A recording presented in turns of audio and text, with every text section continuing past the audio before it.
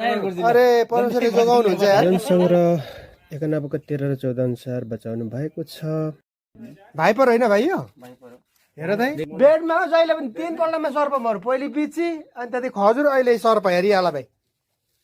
दिनको समय अहिले कति बजिरहेछ र भाइ? 10:15 को टाइममा चाहिँ यो तकरिबन हामीले हाम्रो रुममा यसरी मार्न सफल भयौँ साथीहरू। ज्यान लिन सक्थ्यो यसले। हेर्नुहोस् साथीहरू, एकदमै विशाल यो भाइपर साँप हेर्न सक्नुहुन्छ।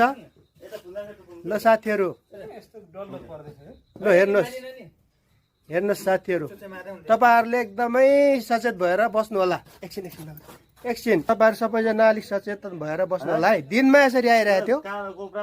ल साथीहरू, सबैजना चाहिँ सचेत रहनु होला है।